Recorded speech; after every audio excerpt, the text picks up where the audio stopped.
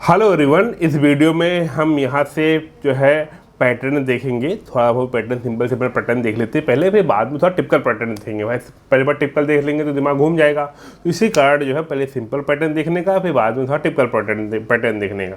तो यहाँ स्टार्ट में बहुत ही सिंपल है, हमारा 5x5 का यहाँ पर दिख रहा है कि पाँच बार रो में प्रिंट हुआ, 5 बार कॉलम में प्रिंट हुआ, इस तरह से कुछ है। तो ये तीनों लगभग आपको दिख रहे होंगे, तीनों आपके सेम पैटर्न सेम चीज़ पे है। अब यहाँ पर मेनली डिफरेंस क्या होगा वो चीज़ आपको यहाँ पर आगे जो है चीज़ें पता चलेंगी, मेनली डिफरेंस क्या है। ठीक है, तो देखो, जो लोग पैटर्न की प्रोग्रामिंग में जो है कंफर्टेबल नहीं है, जिनको पैटर्न की प्रोग्रामिंग नहीं आती है, वो इस सीरीज को अच्छे से देख लें, जिससे आपको कोई भी पैटर्न आप करोगे तो बहुत इजीली आप कर सकते हो। कुछ बेसिक चीज़ें होती है पैटर्न को समझने के लिए, वो बेसिक चीज़ें मैं एक्सप्लेन करूँगा किस तरह से समझते हैं पैटर्न को। वो चीज़ अगर आपको आ गई तो 100% आप कोई भी किसी भी टाइप का पैटर्न आप इजीली सॉल्व कर लोगे। और जो भी पैटर्न की प्रोग्रामिंग होती है, खास करके इंटरव्यू में या टेक्निकल राउंड में, आपको ये क्वेश्चन किसी ना किसी वे में पूछे जाते हैं कंपनी में। ठीक है, और साथ ही साथ एग्ज़ाम में भी, एग्ज़ाम पॉइंट ऑफ व्यू से बहुत पैटर्न की प्रोग्रामिंग बहुत इंपॉर्टेंट होती है। कोई ना कोई पैटर्न की प्रोग्रामिंग जरूर से ज़रूर दे दिया जाता है एग्ज़ाम में। ठीक है, तो पैटर्न समझने का, पैटर्न से होता क्या जनरली में कि हमारा दिमाग थोड़ा सा ओपन हो जाता है, हमको लॉजिक लगाने के लिए जो है कैपेबिलिटी हमारी जो है थोड़ा सा इंक्रीज हो जाती है। ठीक है, तो मज़ा आता है थोड़ा सा। ठीक है, थोड़ा सा अच्छे से देखने का पैटर्न को, तो सब कुछ क्लियर हो जाएगा। तो यहाँ पर क्या है, अब देखते हो यहाँ पर सबसे पहले अगर ये पैटर्न देखते हैं तो इस पैटर्न की बहुत बेसिक चीज़ें समझ लेना। मैं बहुत बेसिक चीज़ बताना चाहता हूँ कि जो ये वाला लूप होगा, ये वाला आउटर लूप होगा, एक आउटर लूप है, उसके अंदर एक इनर लूप है। ठीक है, यहाँ ये आउटर लूप यहाँ से यहाँ क्लोज है और इनर लूप यहाँ से यहाँ क्लोज है। ठीक है, अब जो आउटर लूप होगा वो हमेशा मैनेज करता है रो को, क्लियर है, और इनर लूप जो होता है उसको मैनेज करता है कॉलम को। इतना चीज़ ध्यान दो, बहुत आराम से प्रोग्राम हो जाता है। ठीक है, इसका मतलब है कि इस पूरे रो में आई पड़ेगा। ठीक है, और यहाँ कॉलम वाइज जो हमारा होगा वो जे और जे। ठीक है, ये जे चलेगा। ठीक है, क्लियर है, समझ आ गया। पूरे रो के लिए आई है और पूरे कॉलम के लिए हमारा जो है वो जे है। क्लियर है, तो अब इसको समझते हैं किस तरह से लॉजिक होगा। तो सबसे पहले ध्यान दो कि हमारा क्या है कि हर बार एक रो हमारे, तो कितने नंबर ऑफ रो हैं, 1 2 3 4 5, 5 रो है। 5 रो जैसे आप देखो, सबसे सिंपल सा बात है, इसका मतलब है कि आउटर लूप जो है वो 5 बार चलेगा। तो 5 बार चलेगा, तो अभी हमारे पास कोई भी 1 नंबर नहीं है, तो हमको टेंशन वाली बात नहीं है। तो स्टार है तो स्टार की टेंशन सोचना ही नहीं। तो सिंपल सी बात है, आउटर लूप 5 बार चलेगा। तो मैं i = 1 कर देता हूँ, i > n। n में मतलब मैं n में क्या करूँगा, जो कोई वेरिएबल होगा वो रीड कर लूँगा 5। तो 5 बार 10 बार होगा, 10 बार 10/10 का स्टार बन जाएगा।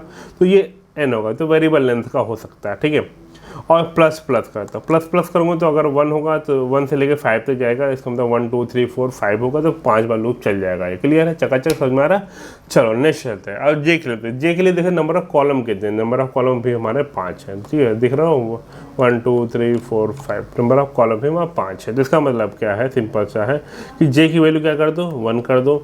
जे के लिए <= n कर दो, n हमारा 5 है, और यहाँ पर प्लस कर दो। क्लियर है, अब यहाँ पर हम प्रिंट कर देंगे। प्रिंट क्या हो रहा है, स्टार प्रिंट हो रहा है, एक यही प्रिंट होता है। प्रिंट कर दो स्टार।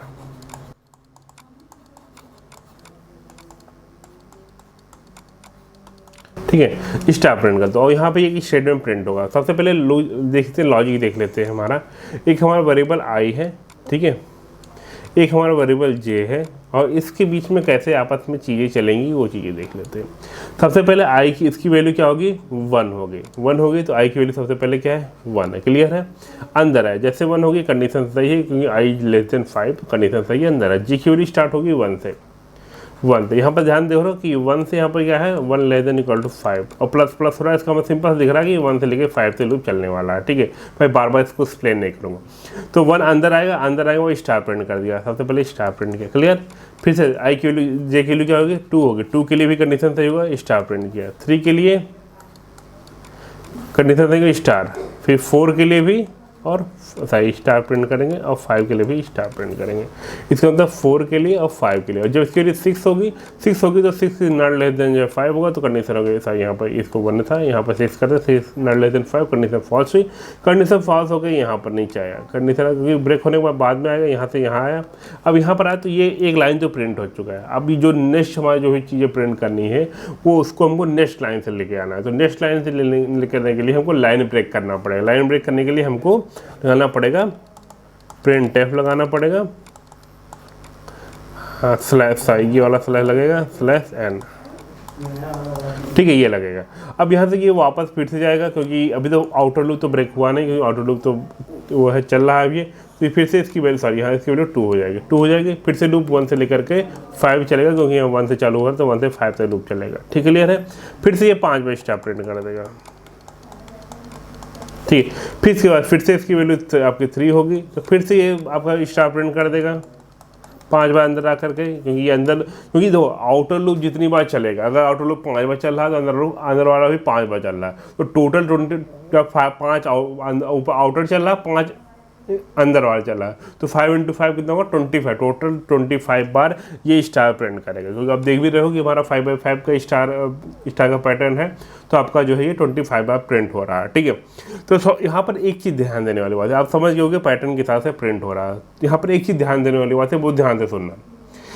जो हमारा रो है, रो में एक पूरे रो में आई की वैल्यू 1 थी, दूसरे पूरे रो में आई की वैल्यू 2 थी, और तीसरे पूरे रो में आई की वैल्यू 3 थी, और कॉलम में जे की वैल्यू 1 थी, 2 थी, 3 थी, 4 थी, 5 थी। ये जे की बात कर रहे हैं, और ये यहाँ पर हमारा जो है ये आई की बात कर रहे हैं, क्लियर है। तो इसका मतलब एक पूरे रो में आउटर लूप के वेरिएबल की वैल्यू सेम थी, और हर एक कॉलम में जो अब अलग अलग उसमें जा रहा है, हर एक कॉलम में जे की वैल्यू वो डिफर कर रही है, ठीक है। तो 1 2 3 4 कर रहा है, ठीक है। तो ये चीज़ मेन था। तो ये तरह से जब आप ये करोगे, इसे मैं यहाँ पर इसको प्रोग्राम करता हूँ,